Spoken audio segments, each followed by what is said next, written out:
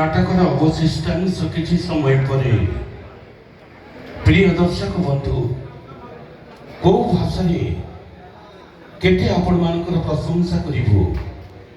जेते भाषा रे जेते प्रशंसा करिवि आपण मानकर सेते कम होबो। आज तृतीय रात्रि रे आपण मानकर हाउसफुल उपस्थिति ता सत्ते श्रृंखला एवं निरवता को संपूर्ण भाव में आपण माने अवलंबन करिसंती प्रमाणित करिसंती ए छेंडीपदा अंचल दर्शक बंधु माने केते भद्र केते सुस्थ एवं केते संवेदनशील हे दर्शक रूपी भगवान आपण मानकर ए संवेदनशीलता पई आपण मानको कोटि कोटि प्रणाम। आमे सब सत्य अनुभव करूछु जे हम नाटक आपण मानको भल लागुछि ओडिसा प्रति कोण अनुकोणरू मीडिया रे भाइराल होउथबा बा दर्शक बंधु माने पसंद करथबा नाटक को आज आपण माने एठी मध्य प्रशंसा करूचंती सेति पे आपण मानको अशेष अशेष धन्यवाद। जेहेतु धन्यवाद करताली माध्यम रे प्रति मुहूर्त रे करताली माध्यम रे आमर कलाकार मानको उत्साहित करूचंती प्रोत्साहित करूचंती एवं आपण मानकर ए करताली माध्यम रे आमर कलाकार माने उत्साहित होई तांकर श्रेष्ठ अभिनय श्रेष्ठत्व जारी रखिचंती। एथुरा हम स्पष्ट अनुभव करूछु हम नाटक आपण मानको भल लागुछि आ एहार एक बड़ प्रमाण आपण मानकर लोह छड़ छड़ आखि तथापि दर्शक बंधु आपण मानक भली श्रृंखलित दर्शक बंधु मानक मतामत आम पाई सब समय रे अति गुरुत्वपूर्ण तेणु आपण मानक मतामत आम निश्चय चाहबू प्रिय दर्शक बंधु जदि आम नाटकर कहानी आपण मानक भल लागुଥାଏ तेबे आपण मानक से भल लागिबा बा मतामत एक करताली माध्यम प्रकाश करंतु। धन्यवाद धन्यवाद। एई करताली माध्यम रे आपण मानकर मूल्यवान मतामत साब्यस्त करी जो संवेदनशीलता सृष्टि करे आपण माने सेति शिवानी परिवार रो समस्त शिवानी गणनाट्यर सब कलाकार तथा छेंडीपदा युव मंचर समस्त सभ्य बंधु आपण मानक प्रति गभीर कृतज्ञता ज्ञापन करुचंती। प्रिय दर्शक बंधु घर आपण माने काली आसीथिले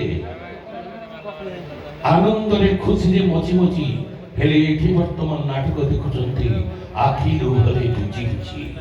अनुरोध आपण मानको ए लोहर कथा बांटीबे समस्तंको जेतु आसंता रात्रि चतुर्थ रात्रि रे आमे सफलता सहित द्वितीय थर मंचस्थ करिबो एई सुपर हिट नाटक हा कृष्ण बोली जाऊ जीव।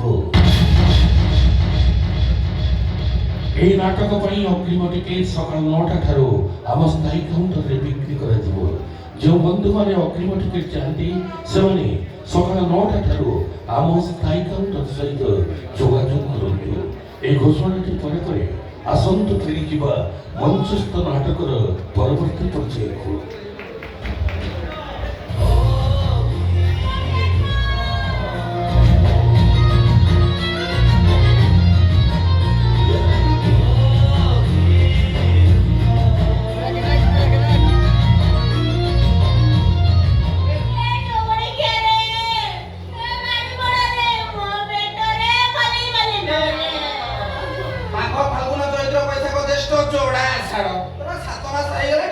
बापा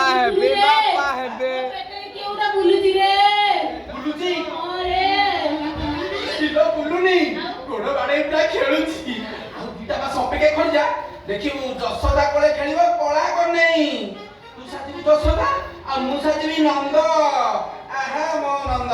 कोले गोविंद आहा मो नंद कोले गोविंद बाजे संत वेरी तुरी भुवन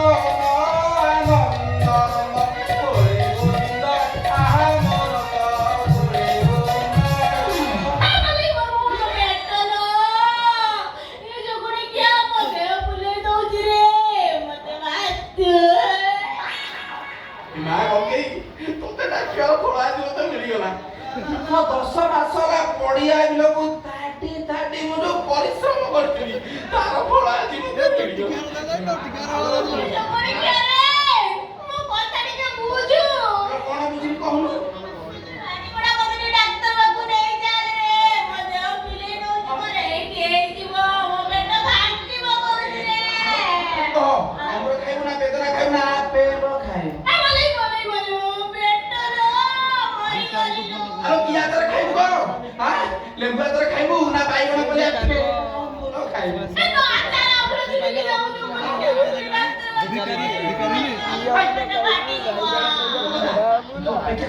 बाबू अर्जेंट का पर मिला दी घर को जीवी ठीक है सही चीज तो मेडिकल नहीं की जा कष्ट मष्ट संगा पड़ा तोरा 8 मास में छुआ ए मिथुन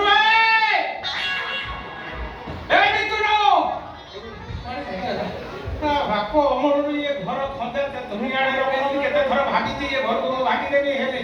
हेले मन को मो बाबा आत्मा ये घरे अछि भांगी भी नहीं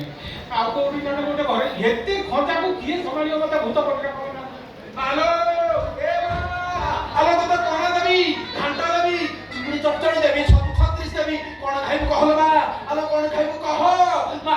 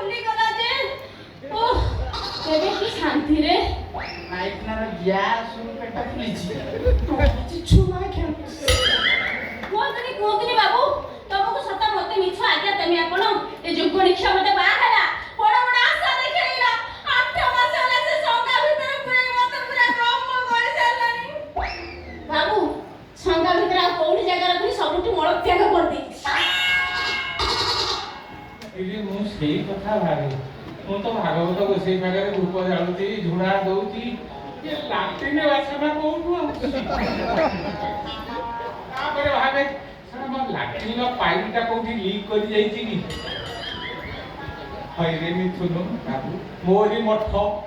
मोरी फट मोरी भोग लाठी देव बांट आज मोलू तू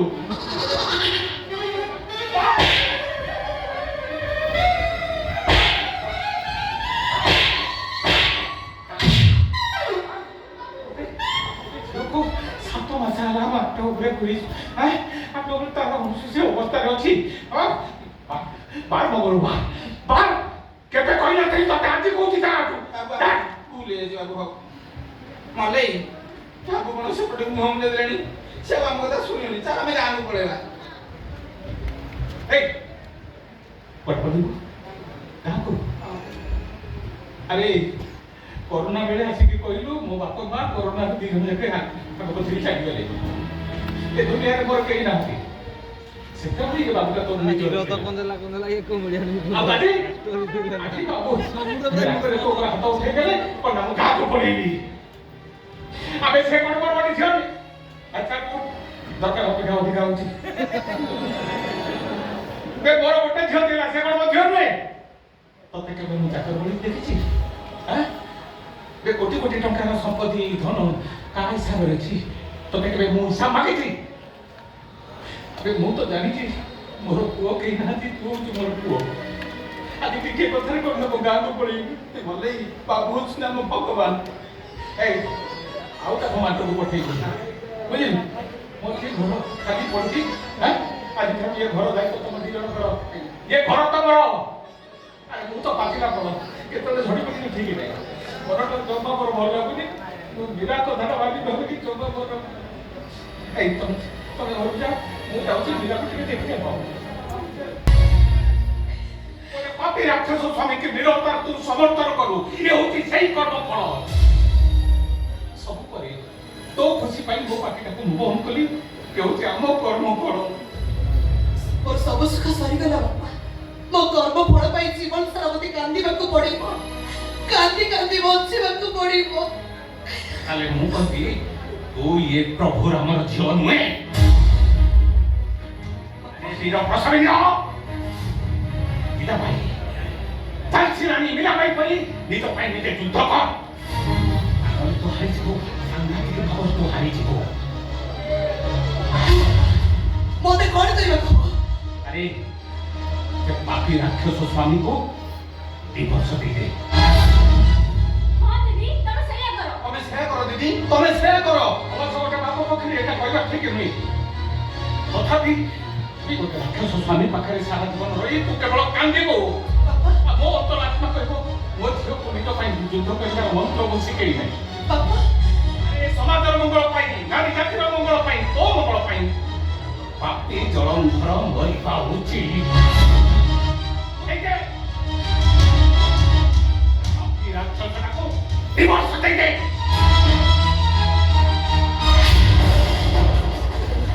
ଦେଇଦେବି ବାପା ମୋର ସେ ରାକ୍ଷସ ସ୍ୱାମୀକୁ ମୁଁ ଡିଭୋର୍ସ ଦେଇଦେବି